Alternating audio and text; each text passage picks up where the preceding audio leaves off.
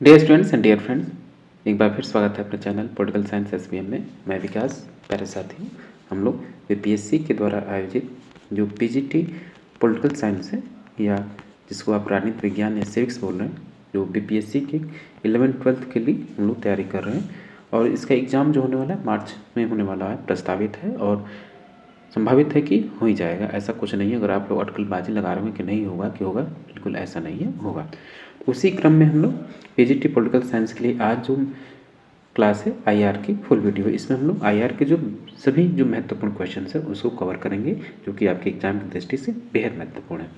और ये जो मैं बार बार कह रहा हूँ, इसका जो क्वेश्चन का जो लेवल होगा वो सिलेबस तो आपका 11th-12th का है, 9th-10th 11th-12th का है, लेकिन इसकी डिफ़िकल्टी लेवल आपकी पीजी स्तर की होगी।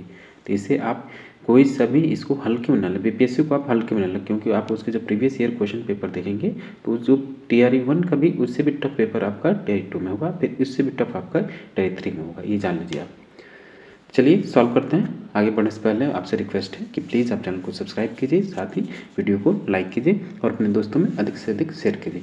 इसके अलावा भी अगर आपको पेड पीडीएफ की ज़रूरत है, पेड पीडीएफ की, तो आप ये नंबर है 9161701336 पर आप व्हाट्सअप कर सकते हैं।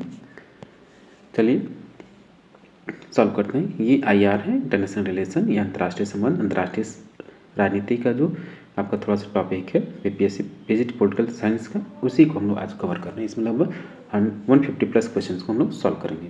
आइए पहला क्वेश्चन देखते हैं कि संयुक्त राष्ट्र संघ या यूनाइटेड नेशन शब्द किसने दिया था? तो ये फ्रैंकलिन डी रूजवेल्ट के द्वारा दिया गया था। बेहद महत्वपूर्ण क्वेश्चन, ये पिछली बार भी पूछा गया है। क्वेश्चन नंबर 2 है, संयुक्त राष्ट्र संघ की आधिकारिक स्थापना कब हुई? तो संयुक्त राष्ट्र संघ की आधिकारिक स्थापना जो हुई 24 अक्टूबर 1945 को हुई, और इसीलिए प्रत्येक वर्ष 24 अक्टूबर को आप संयुक्त राष्ट्र दिवस के रूप में मनाते हैं। क्वेश्चन नंबर 3 है, संयुक्त राष्ट्र संघ के मूल सदस्य कितने थे? संयुक्त राष्ट्र संघ के जो मूल सदस्य कितने हैं, तो उसमें है 51। ऑप्शन बी राइट आंसर होगा। यूनाइटेड नेशन ऑर्गेनाइजेशन यानी यूएनओ का प्रधान कार्यालय कहाँ स्थित है? इसका जो हेडक्वार्टर है कहाँ स्थित है? तो यूनाइटेड नेशन ऑर्गेनाइजेशन का जो हेडक्वार्टर है या मुख्यालय है वो है न्यूयॉर्क में। क्वेश्चन नंबर 5 है, यूएनओ में वर्तमान में कितने सदस्य हैं? तो यूएनओ में जो वर्तमान सदस्य हैं 193 हैं। क्वेश्चन नंबर 6 है, संयुक्त राष्ट्र चार्टर में कितने अध्याय और अनुच्छेद हैं? ये आपसे पूछता है चार्टर में। तो अब ये पूछ रहा है कि कौन सा जो व्यवस्था या आर्टिकल है किस चार्टर में है, किस व्यवस्था की किस चार्टर में। ये जैसे कि अगर पीस मेकिंग है, या जो उसके संशोधन संबंधी है, जो प्रस्ताव से संबंधित हैं, या वीटो मतलब जो उसकी शक्तियाँ हैं, या जो अंतर्राष्ट्रीय शांति की स्थापना है, या उसमें संशोधन हो, या मानवाधिकार, किस वीटो में है, या उनका जो उद्देश्य किस अध्याय में शामिल है, किस चैप्टर में है। तो ये आपका जो है उसमें है। तो डी राइट आंसर होगा। 19 अध्याय और 11 अनुच्छेद, 111 अनुच्छेद, ये पिछली बार भी पूछा जा चुका है। तो ये जो क्वेश्चन है बेहद महत्वपूर्ण, आपको याद रखना है कि 19 अध्याय और 111 अनुच्छेद हैं संयुक्त राष्ट्र के चार्टर में। क्वेश्चन नंबर 7 है, संयुक्त राष्ट्र संघ के निम्न में से उद्देश्य क्या है? तो इसके उद्देश्य क्या है? एक तो यूनाइटेड नेशन का जो यूनाइटेड नेशन ऑर्गेनाइजेशन है उसका जो प्रमुख उद्देश्य है कि अंतर्राष्ट्रीय शांति और सुरक्षा बनाए रखना, देशों के बीच महत्वपूर्ण संबंधों का विकास करना, निशस्त्रीकरण और नई अंतर्राष्ट्रीय आर्थिक व्यवस्था की स्थापना करना, तीनों ही उसके उद्देश्य में शामिल है। तो ऑप्शन डी राइट आंसर है, उपरोक्त सभी। क्वेश्चन नंबर 8 है कि अटलांटिक चार्टर कब आया? तो अटलांटिक चार्टर जो आपका आया 14 अगस्त 1941 को। क्वेश्चन नंबर 9 है कि मॉस्को सम्मेलन कब हुआ? मॉस्को जो कॉन्फ्रेंस हुआ 1943 में। ऑप्शन ए राइट आंसर होगा। क्वेश्चन नंबर 10 है, सैन फ्रांसिस्को सम्मेलन से संबंधित कौन से कथन सही हैं? तो सैन फ्रांसिस्को सम्मेलन से संबंधित ये सम्मेलन 25 अप्रैल से 26 जून 1945 तक चला। सही है।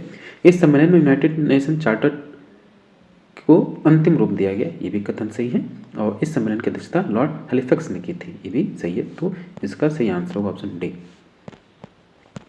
क्वेश्चन नंबर 11 है कि जैतून की 2 शाखाएं किसका प्रतीक चिन्ह है? तो जो जैतून की 2 शाखाएं हो यूनाइटेड नेशन ऑर्गेनाइजेशन की प्रतीक चिन्ह है। क्वेश्चन नंबर 12 देखिए कि ये आपको सम्मिलित करना है। तो अटलांटिक चार्टर 1941, मॉस्को सम्मेलन 1943, नंबर 10 ऑक्स सम्मेलन 1945 1945 में 1944 होगा और याल्टा सम्मेलन 1945 होगा। तो ऑप्शन 1 राइट आंसर होगा।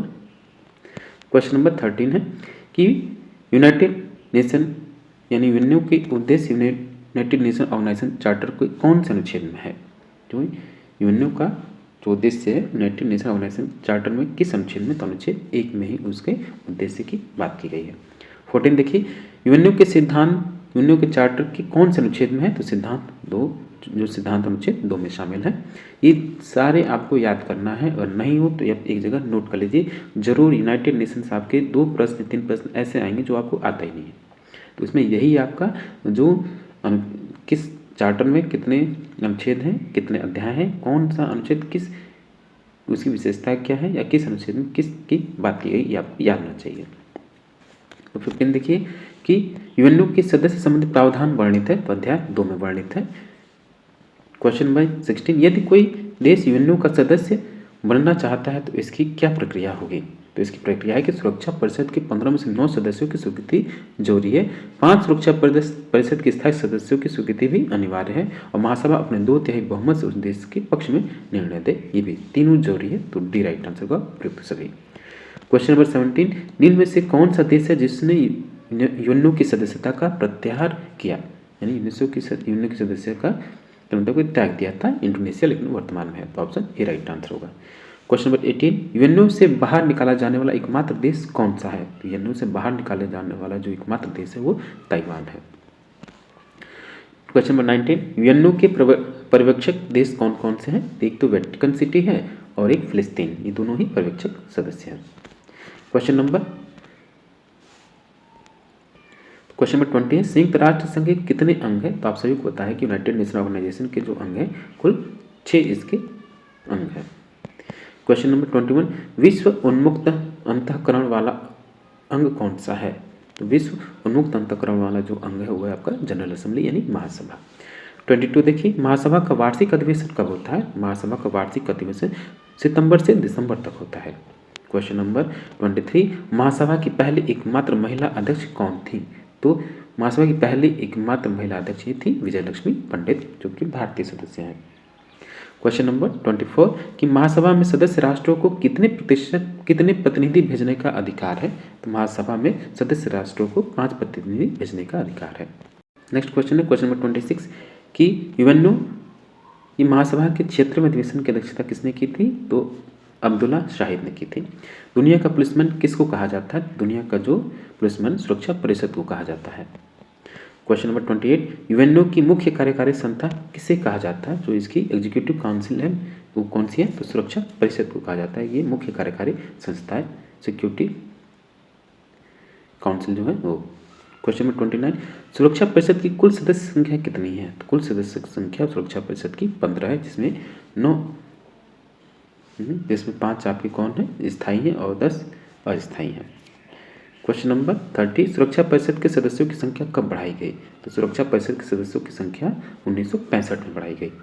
निम्न में से सुरक्षा परिषद के स्थायी सदस्य कौन से हैं? तो स्थायी सदस्य जो हैं चीन है, रूस है, अमेरिका है, फ्रांस है और ब्रिटेन है, ये आपको याद रहना चाहिए। क्वेश्चन नंबर 32, कि सुरक्षा परिषद में सर्वाधिक बार वीटो का प्रयोग किस देश ने किया है? तो सर्वाधिक बार वीटो का प्रयोग करने वाला रूस है सुरक्षा परिषद में। नेक्स्ट क्वेश्चन है कि G4 क्या है? तो G4 जो है वो है कि भारत, ब्राज़ील, जापान, जर्मनी का समूह है। ये सुरक्षा परिषद के स्थायी सदस्य बनना चाहते हैं, ये भी सही है। ये वीटो की शक्ति प्राप्त करना चाहते हैं, सही है। तो इसका आंसर डी होगा, उपरोक्त सभी। 34 देखिए, आर्थिक व सामाजिक परिषद की सदस्य संख्या कितनी है? तो इसकी जो यूनेस्को की जो सदस्य संख्या है वो है आपकी 54। क्वेश्चन नंबर 35 है कि यूएनओ की कौन सी संस्था लगभग समाप्त हो गई है? तो जो आपका न्यास परिषद यानी जो ट्रस्टीशिप काउंसिल है, लगभग ये जो यूनाइटेड नेशन ऑर्गेनाइजेशन की संस्था लगभग समाप्ति की कगार पर लगभग समाप्ति हो चुकी है। तो ऑप्शन सी राइट आंसर होगा। 36, न्यायालय की स्थापना कब हुई? अंतर्राष्ट्रीय न्यायालय की स्थापना कब हुई? तो अंतर्राष्ट्रीय न्यायालय की स्थापना 1946 में की गई। क्वेश्चन नंबर 37 है, यूनाइटेड नेशन ऑर्गेनाइजेशन के किस अध्याय में, यूनाइटेड नेशन ऑर्गेनाइजेशन चार्टर किस अध्याय में अंतर्राष्ट्रीय न्यायालय का प्रावधान है? अध्याय 14 में। संयुक्त राष्ट्र संघ का कौन सा अध्याय विवादों का शांतिपूर्ण समाधान से संबंधित है? तो अध्याय 1 है। क्वेश्चन नंबर 39, न्यायालय में न्यायाधीशों की संख्या कितनी है? तो न्यायालय में न्यायाधीशों की, अंतर्राष्ट्रीय न्यायालय में न्यायाधीशों की संख्या 15 है। 40 देखिए, अंतर्राष्ट्रीय न्यायालय के न्यायाधीशों का कार्यकाल कितना होता है? तो इनका कार्यकाल 9 वर्ष होता है। आपको पता होना चाहिए कि इंटरनेशनल कोर्ट ऑफ जो जस्टिस है उसमें कितने भारतीय और कौन कौन से लोग हैं उनका नाम भी पता होना चाहिए आपको।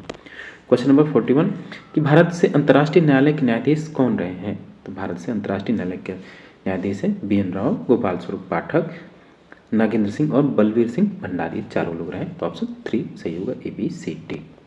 क्वेश्चन नंबर 42 है कि भारत के मुख्य न्यायाधीश जो हाल ही में अंतर्राष्ट्रीय न्यायालय में रूस के खिलाफ वोट किया, कौन थे? तो ये थे आपके दलवीर सिंह भंडारी। 43, अंतर्राष्ट्रीय न्यायालय का क्षेत्राधिकार है? तो ऐच्छिक क्षेत्राधिकार, अनिवार्य क्षेत्राधिकार और परामर्शात्मक क्षेत्राधिकार। तो D राइट आंसर होगा, उपयुक्त सभी इसका क्षेत्राधिकार है। संयुक्त राष्ट्र संघ का प्रशासनिक अंग कौन सा है? तो संयुक्त राष्ट्र का जो प्रशासनिक अंग है वो है सचिवालय है। 45 देखिए कि सचिवालय का मुख्य प्रशासनिक अधिकारी कौन होता है? तो यूनाइटेड नेशन ऑर्गेनाइजेशन यानी यूएनओ का जो मुख्य प्रशासनिक अधिकारी होता है वो महासचिव होता है, ऑप्शन A। तो क्वेश्चन नंबर 46 कि यूनाइटेड नेशन ऑर्गेनाइजेशन की महासचिव की नियुक्ति कितने वर्ष के लिए की जाती है? जो इसके जनरल सेक्रेटरी होता है इसकी नियुक्ति जो 5 वर्ष के लिए की जाती है। 47, संयुक्त राष्ट्र संघ के नवीन सुधारों का संबंध किससे है? तो संयुक्त राष्ट्र संघ के जो नवीन सुधारों का संबंध है सुरक्षा परिषद यानी सिक्योरिटी काउंसिल से है। क्वेश्चन नंबर 48, कौन सी भाषा संयुक्त राष्ट्र संघ की आधिकारिक भाषा है?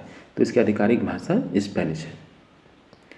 49, किसी देश के विरुद्ध सैनिक कार्रवाई की शक्ति संयुक्त राष्ट्र संघ चार्टर के किस भाग में दी गई है? तो इसके भाग 7 में दी गई है। 50, शांति के लिए एकता प्रस्ताव कहाँ लाया जाता है? तो शांति के लिए एकता प्रस्ताव आपका जनरल असेंबली यानी महासभा में लाया जाता है। 51 देखिए, यूनाइटेड नेशन ऑर्गेनाइजेशन महासभा वह संगठन है जिसके सदस्य क्या है? तो इसके सदस्य इसमें सभी देश शामिल होते हैं और जो सुरक्षा परिषद है उसमें केवल 15 सदस्य शामिल हैं। 52 देखिए, अंतर्राष्ट्रीय मानवाधिकार दिवस कब मनाया जाता है? हर बार ये प्रश्न पूछा जाता है आपसे। तो 10 दिसंबर को मनाया जाता है और ये आप भी याद रखिए कि इसकी स्थापना कब हुई थी। क्वेश्चन नंबर 53 कि संयुक्त राष्ट्र संघ को उपेक्षित किया, संयुक्त राष्ट्र को किसने उपेक्षित किया? तो अमेरिका ने उपेक्षित किया। निषेधाधिकार यानी वीटो शक्ति का उपयोग कर सकते हैं कौन? तो संयुक्त राष्ट्र सुरक्षा परिषद के सभी सदस्य जो हैं वीटो का प्रयोग कर सकते हैं। 55 देखिए, संयुक्त राष्ट्र संघ का मुख्य उद्देश्य है? तो संयुक्त राष्ट्र का मुख्य उद्देश्य है कि विश्व में शांति बनाए रखना। क्वेश्चन नंबर 56, कौन सा देश संयुक्त राष्ट्र संघ की सुरक्षा परिषद का स्थायी सदस्य नहीं है? ये स्थायी सदस्य नहीं है, तो जर्मनी स्थायी सदस्य नहीं है। 57, कि भारतीय शांति सेना किस प्रधानमंत्री के समय श्रीलंका भेजी गई थी? बेहद महत्वपूर्ण प्रश्न है। तो राजीव गांधी के समय जो प्रधानमंत्री थे उन्हीं के कार्यकाल में श्रीलंका में शांति सेना भेजी गई। क्वेश्चन नंबर 58, कौन संयुक्त राष्ट्र संघ का मुख्य अंग नहीं है? तो कौन संयुक्त राष्ट्र संघ का मुख्य अंग नहीं है? तो यूनेस्को जो है इसका मुख्य अंग नहीं है। 59, कि कौन सी भाषा संयुक्त राष्ट्र संघ की आधिकारिक भाषा नहीं है? तो इसकी 3 आधिकारिक भाषाएं अरबी, स्पेनिश और चीनी, जापानी नहीं है। तो ऑप्शन सी राइट आंसर होगा। महाशक्तियों द्वारा शांति के लिए एकता प्रस्ताव प्रस्तुत किया गया था और हर बार ये प्रश्न आपसे पूछा जाता है। तो 1950 के कोरिया युद्ध के समय किया गया। 61, कि अंतर्राष्ट्रीय न्यायालय कहाँ स्थित है? तो ये आप सभी को पता है कि बचपन से पढ़ते आ रहे हैं कि अंतर्राष्ट्रीय न्यायालय का जो मुख्यालय है हेग में स्थित है। 62, वह भारतीय महिला जो संयुक्त राष्ट्र संघ की साधारण सभा की अध्यक्ष बनी थी? तो ये भारतीय महिला विजयलक्ष्मी पंडित थी। क्वेश्चन नंबर 63, किस नगर में यूनाइटेड नेशन ऑर्गेनाइजेशन के चार्टर पर हस्ताक्षर किए गए? तो यूएनओ के चार्टर पर जहाँ पर हस्ताक्षर किया गया वो था सैन फ्रांसिस्को। 64 देखिए कि 1941 के चार्टर में द्वितीय विश्व युद्ध की लक्ष्य स्वरूप 4 स्वतंत्रताओं का उल्लेख किया गया था, उनमें से शामिल नहीं है। तो चारों स्वतंत्रताएं आपको याद होनी चाहिए। उपासना की स्वतंत्रता, अभाव से स्वतंत्रता और भय से स्वतंत्रता ये शामिल किया गया था, लेकिन विचार की स्वतंत्रता इसमें शामिल नहीं था। तो ऑप्शन ए राइट आंसर होगा। 65 देखिए कि संयुक्त राष्ट्र संघ के किस मंच के पटल पर मानवाधिकार के उल्लंघन के मामले पर भारत ने श्रीलंका के विरुद्ध अप्रैल 2012 में मतदान किया था? तो संयुक्त राष्ट्र मानवाधिकार परिषद में। 66 कि यूनेस्को का मुख्यालय कहाँ स्थित है? तो आप सभी को पता है कि फ्रांस की राजधानी पेरिस में यूनेस्को का मुख्यालय स्थित है। 67 यूएनओ महासभा ने किस वर्ष शांति के लिए एकता प्रस्ताव पारित किया? तो यूएन महासभा ने 1950 में शांति के लिए एकता प्रस्ताव पारित किया जब नॉर्थ कोरिया और दक्षिण कोरिया में संघर्ष जारी था। 68 की यूएनओ के ने किस वर्ष परमाणु अप्रसार संधि को अपनाया? तो यूएनओ ने 1970 में परमाणु अप्रसार संधि को अपनाया। 69 यूएनओ का कौन सा अंग 1994 से कार्यशील नहीं है? तो ये आप सभी को पता है कि जो ट्रस्टीशिप काउंसिल है या न्यास परिषद है 1994 से ये कार्यशील नहीं है, लगभग समाप्त है। क्वेश्चन नंबर 70 निम्नलिखित में से किसका जन्म ब्रिटेन वुड्स सम्मेलन के परिणाम स्वरूप हुआ? तो विश्व बैंक और अंतर्राष्ट्रीय मुद्रा कोष का जो इसका जन्म ब्रिटेन वुड्स सम्मेलन के परिणाम स्वरूप हुआ। क्वेश्चन नंबर 71 निम्नलिखित में से 1953 ईस्वी में संयुक्त राष्ट्र संघ महासभा का अध्यक्ष चुना गया था? किसे? तो 53 में विजय लक्ष्मी पंडित को संयुक्त राष्ट्र महासभा का अध्यक्ष इनको चुना गया। 72 देखिए कि निम्नलिखित में से कौन सा यूनेस्को के क्षेत्राधिकार में नहीं है? तो यूनेस्को के क्षेत्राधिकार में शिक्षा, संस्कृति, विज्ञान है, परंतु जलवायु परिवर्तन नहीं है। तो ऑप्शन ए राइट आंसर होगा। क्वेश्चन नंबर 73 संयुक्त राष्ट्र संघ का कौन सा पदासीन सेक्रेटरी जनरल एक हवाई हादसे में मारा गया था? ये थी डैग हैमरशोल्ड। ये हवाई हादसे में इनकी मृत्यु हो गई। क्वेश्चन नंबर 74 कि संयुक्त राष्ट्र संघ की धारा 27 में सुरक्षा परिषद में मतदान व्यवस्था के लिए कहा गया, इनमें निषेधाधिकार का प्रावधान निम्न के लिए है। तो प्रक्रिया संबंधी विषयों के लिए निषेधाधिकार जो है आपका वीटो है उसी के लिए है। क्वेश्चन नंबर 75 है कि सन 1965 ईस्वी के भारत पाक युद्ध के समय संयुक्त राष्ट्र के जिस महासचिव की भूमिका सराहनीय रही वे थे कौन? तो यू थांट थे। क्वेश्चन नंबर 76 कि संयुक्त राष्ट्र संघ के लिए जो नियम लागू है किंतु राष्ट्र संघ के लिए नहीं है वह है कौन सा? तो मतज्ञ का नियम।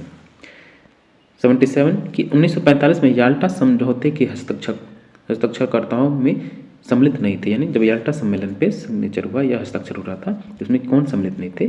तो ट्रूमैन सम्मिलित नहीं थे, बल्कि रूजवेल्ट, स्टालिन और चर्चिल शामिल थे इसमें। 78 संयुक्त राष्ट्र वित्तीय सहायता प्राप्त करता है, तो सभी सदस्य राष्ट्रों से अपने लिए वो संयुक्त राष्ट्र यानी यूएनओ वित्तीय सहायता प्राप्त करता है। संयुक्त राष्ट्र के प्रतिनिधि अंग एवं लोकप्रिय अंग का नाम कौन सा है? तो ये आपका महासभा जनरल असेंबली। 80 देखिए निम्न में से कौन सा देश संयुक्त राष्ट्र संघ की विऔपनिवेशीकरण या जो डीकोलोनाइजेशन समिति का प्रथम अध्यक्ष कौन बना? तो भारत बना। ब्लू हेलमेट शब्द किसके लिए प्रयोग? ब्लू हेलमेट शब्द निम्नलिखित में से किससे जुड़ा हुआ है? बेहद महत्वपूर्ण क्वेश्चन है। तो संयुक्त राष्ट्र की जो शांति सेना है उसको हम ब्लू हेलमेट या नीला हेलमेट बोलते हैं। 82 यूनाइटेड नेशन चार्टर मुख्यतः क्या है? नेक्स्ट क्वेश्चन है, इसका आंसर देखिए 82 का शांति, न्याय, स्वतंत्रता और आर्थिक तथा सामाजिक अधिकारों जैसे व्यापक विषयों से संबंधित है। 83 कि संयुक्त राष्ट्र संघ के प्रथम महासचिव कौन थे? तो संयुक्त राष्ट्र संघ के जो प्रथम महासचिव हुए, जो पहले जनरल सेक्रेटरी हुए, वो हुए ट्रिगवेली साहब। क्वेश्चन नंबर 84 कि संयुक्त राष्ट्र संघ की भूमिका में वृद्धि अंतर्राष्ट्रीय राजनीति की एक नवीन प्रवृत्ति है।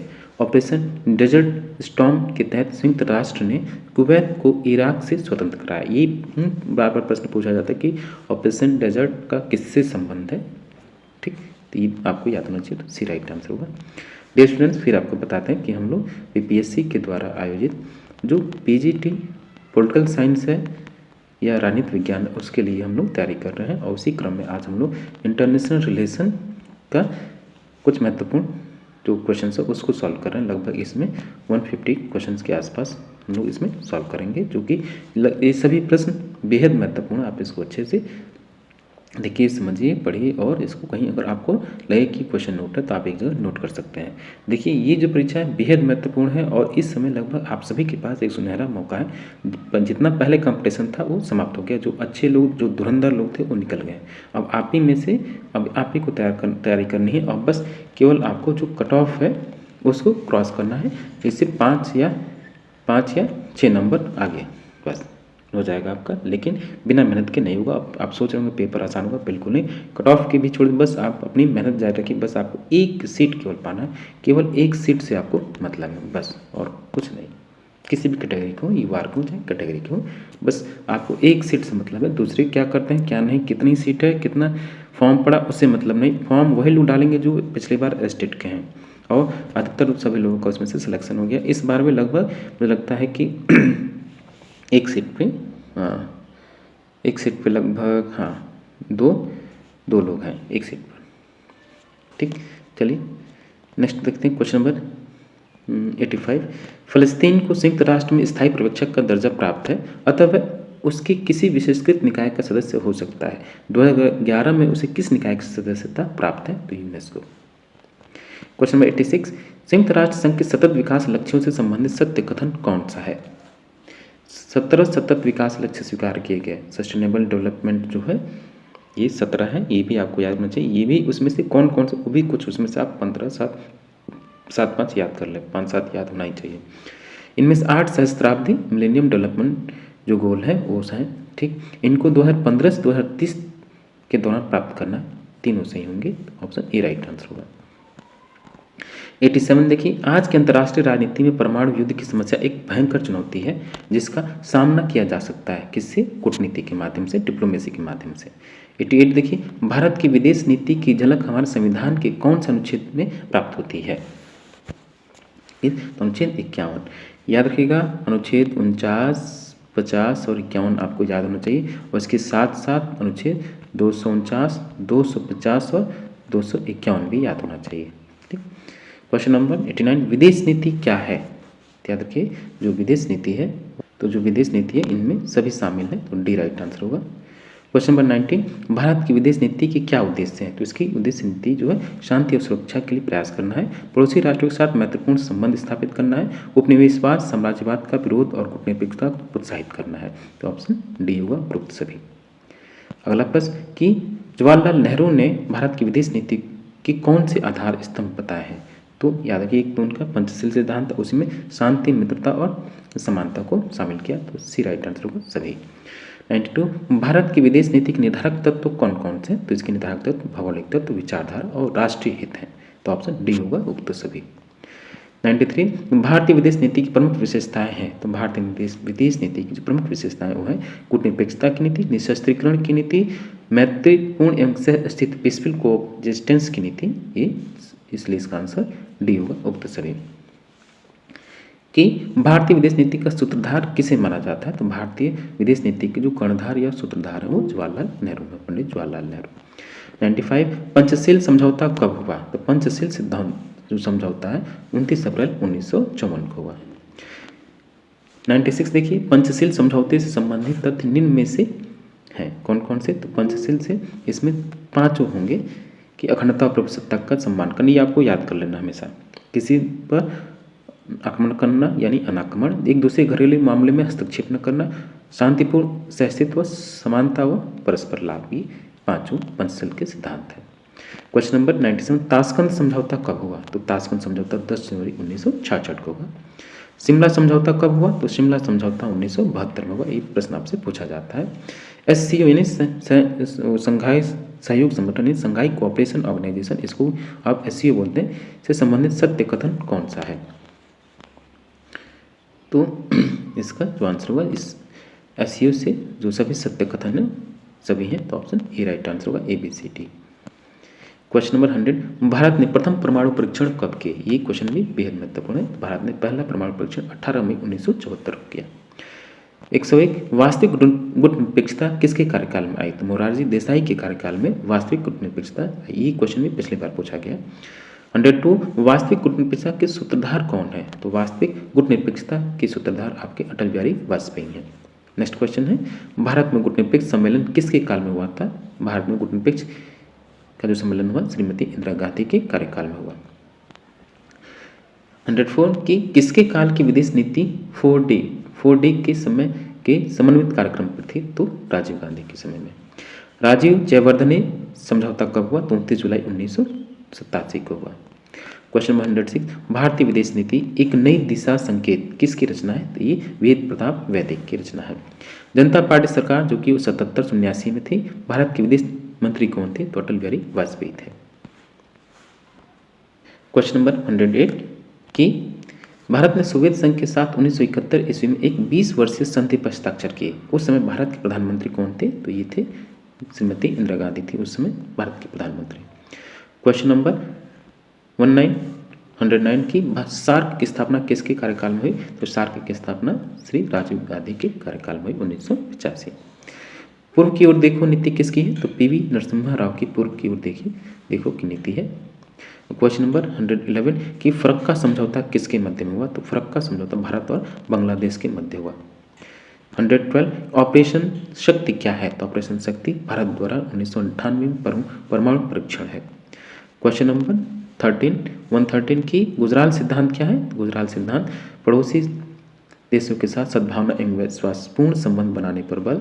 यह संज्ञात्मक क्षेत्रवाद की संकल्पना है। पड़ोसी देशों को एक तरफा छूट देने की रणनीति अपनाई गई। तो डी होगा उक्त सभी। 114 पोखरण 2 परमाणु परीक्षण कब हुआ? तो ये 1998 में हुआ। लुक वेस्ट पॉलिसी कब शुरुआत की गई? तो लुक वेस्ट पॉलिसी 2000 में की गई। G4 का गठन कब हुआ? तो G4 का गठन 2004 में हुआ। क्वेश्चन नंबर 117 कृष्णा सिद्धांत क्या है? तो कृष्णा सिद्धांत ये है कि देश की विदेश नीति में प्रवासियों की सुरक्षा को वरीयता देना, राष्ट्रीय हित के लिए प्रवासियों से मदद लेना। पूर्व विदेश मंत्री श्री एस एम कृष्णा द्वारा दिया गया। सही है, तो डी होगा उक्त सभी। 123 समझौता कब हुआ? ये भी बेहद महत्वपूर्ण है। तो ये 123 समझौता 2008 में हुआ, प्रधानमंत्री मनमोहन सिंह की सरकार में। क्वेश्चन नंबर 119 कि कनेक्ट सेंट्रल एशिया पॉलिसी से संबंधित कौन सा कथन सही है? तो इसकी जो सही है, इसकी शुरुआत 2012 में हुई। इसका ध्येय मध्य एशिया के देशों के साथ भारत के संपर्क को बढ़ाना है। सही है। मध्य एशियाई देशों में मौजूद ऊर्जा के विविध साधनों तक पहुंच सुनिश्चित करना भी इस नीति का लक्ष्य है। सी, तो डी होगा उक्त सभी सही। क्वेश्चन नंबर 120 वर्तमान मोदी सरकार की विदेश नीति से संबंधित कथन संगत कौन सा है? मोदी सरकार से संबंधित जो विदेश नीति की संगत कथन वो है कि पड़ोसियों के साथ मधुर सहयोगात्मक संबंधों पर बल, आसियान देशों के लिए लुक ईस्ट पॉलिसी को एक्ट ईस्ट पॉलिसी में बदल दिया, प्रवासी भारतीयों को विशेष महत्व देना, कनेक्ट सेंट्रल एशिया पॉलिसी पर विशेष बल। डी, तो ABCD दूसरा ऑप्शन सही होगा। नेक्स्ट क्वेश्चन है क्वेश्चन नंबर 121 भारत की विदेश नीति में पड़ोस पहले की नीति किसने अपनाई? तो नेबर फर्स्ट जो पॉलिसी है उसी प्रधानमंत्री आपके श्री नरेंद्र मोदी जी की है। क्वेश्चन नंबर 122 है कि प्रधानमंत्री नरेंद्र मोदी ने स्वतंत्रता के बाद पहले प्रधानमंत्री के रूप में किन दो देशों की यात्रा की? मंगोलिया और इजराइल की। क्वेश्चन नंबर 123 नरेंद्र मोदी की विदेश नीति के तहत प्रोजेक्ट मौसम के संबंध में इनमें से कौन सा वक्तव्य सही है? तो इसका जो उद्देश्य सांस्कृतिक मूल्यों और चिंताओं को बढ़ती हुई समझ के लिए हिंद महासागर में स्थित देशों के बीच संचार पुनः जोड़ना और पुनः स्थापित करना है। सी राइट आंसर होगा।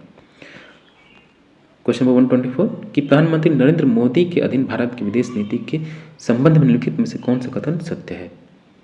तो इसमें जो सभी कथन सत्य होंगे ऑप्शन 1। देखिए फिर से हम आपको बताते हैं कि ये जो आपका IR से संबंधित प्रश्न है, हम लोग इसको जल्दी सॉल्व करें क्योंकि वीडियो ज़्यादा लंबा हो जाएगा और कम समय में आपको ज़्यादा मिले और ज़्यादा आपको प्राप्त हो और ज़्यादा आपकी तैयारी और सबल हो और ज़्यादा जानकारी मिले, इसलिए हम लोग इसको जल्दी सॉल्व कर रहे हैं ताकि आपका समय बचे, क्योंकि ये समय आपके लिए बेहद कीमती है। और प्लीज़ आप चैनल को सब्सक्राइब कीजिए और वीडियो को लाइक करना भी जरूरी है आपके लिए। और प्लीज़ चैनल को सपोर्ट करने के लिए आप ज्वाइन भी कर सकते हैं और पेड PDF भी अवेलेबल है, जो व्हाट्सअप नंबर है आपका, इस पर आप कांटेक्ट कर सकते हैं, व्हाट्सअप कर सकते हैं। क्वेश्चन नंबर 125 पंच सिद्धांत के प्रतिपादक कौन थे? तो श्री जवाहरलाल नेहरू थे। भारतीय विदेश नीति आधारित है किस पर? गुटनिरपेक्षता पर। क्वेश्चन नंबर 127 कि पड़ोसी देशों के प्रति भारत की विदेश नीति आधारित है? तो गुजराल सिद्धांत पर, शांतिपूर्ण सह अस्तित्व पर, बड़े भाई के दयालु व्यवहार की तरह। तो डी होगा उक्त सभी पर विदेश नीति आधारित है। प्रथम एशियाई सम्मेलन कहाँ आयोजित हुआ? प्रथम एशियाई सम्मेलन नई दिल्ली में आयोजित हुआ। क्वेश्चन नंबर 129 भारत की वेन्यू में निम्न में से भूमिका रही है? तो उपनिवेशवाद की समाप्ति के लिए कार्य किया भारत ने, रंगभेद तथा जाति भेदभाव का भी विरोध किया, निशस्त्रीकरण का समर्थन किया। तो डी होगा उक्त सभी। भारत कितनी बार सुरक्षा परिषद का स्थायी सदस्य रह चुका है? लगभग 8 बार। वर्तमान में 1999 में भारत के स्थायी प्रतिनिधि कौन है? ये त्रिमूर्ति साहब हैं। 132 की संयुक्त राष्ट्र मानवाधिकार परिषद संबंधित सत्य कथन कौन सा है? तो डी होगा उक्त सभी। और 133 भारतीय विदेश नीति की न्यूनतम संकल्पना क्या है? Soft power diplomacy. Question number 134 कि द्वितीय अंकटाड सम्मेलन कहाँ आयोजित हुआ, तो नई दिल्ली में आयोजित हुआ। संयुक्त राष्ट्र सुरक्षा परिषद द्वारा अधिदेशित शांति अभियानों में से कितने अभियानों में भारत ने भाग लिया है, लगभग 50 अभियानों में। क्वेश्चन नंबर 136 वर्तमान में यूएनओ के कितने शांति अभियान कार्यरत हैं, तो वर्तमान में लगभग 16। 137 निम्न में से किसको संयुक्त राष्ट्र के सैन्य मिशन में साहसपूर्ण कार्य करने पर भारत सरकार द्वारा परमवीर चक्र प्रदान किया गया, तो कैप्टन GS सालरिया को। क्वेश्चन नंबर 138 निम्न में से किन भारतीयों ने संयुक्त राष्ट्र संघ के लिए कार्य किया है, तो लक्ष्मी पंडित साहब ने, राधा कृष्णन साहब ने और अबुल कलाम आज़ाद जी ने, सभी ने किया है, तो डी होगा। और लास्ट क्वेश्चन है कि डैग हैमरशोल्ड पुरस्कार किसको दिया जाता है, तो शांति सैनिकों को दिया जाता है डैग हैमरशोल्ड पुरस्कार। तो डियर स्टूडेंट्स, ये था आपका IR का, जो कि हमने इसको बतौर मैराथन क्लास के रूप में सॉल्व किया, जल्दी जल्दी इसको देखा। और IR से संबंधित बेहद महत्वपूर्ण प्रश्नों की श्रृंखला है ये, आप इसको अच्छे से देखिए और कुछ भी दिक्कत हो कमेंट बॉक्स में आप कमेंट कर सकते हैं, और भी कुछ है तो आप कमेंट बॉक्स में कर सकते हैं, शायद हम लोग कंटेंट अवेलेबल कराने का भरसक प्रयास करेंगे। और एक और चीज़, आप अपने जितना शांति से, जितना अपना मन और दिमाग स्थिर और चित्त को स्थिर करेंगे, उतना ही आपके लिए लाभदायक होगा। ये जो समय है बेहद क्रूशियल है, जितना आप पॉजिटिव रहेंगे उतना ही आपके लिए बेहद लाभदायक होगा। तो जो भी कंटेंट है रिवाइज करते रहिए, इसका कोई विकल्प नहीं है। सिलेक्शन लेना है तो बस आपको पढ़ते रहना है, स्मार्ट स्टडी करना है, previous year question paper solve करने, सॉल्व पेपर कहीं से मिल जाए प्रैक्टिस सेट सॉल्व करना है बस आपको। थैंक यू फॉर वॉचिंग, मिलता है आपसे नेक्स्ट वीडियो में।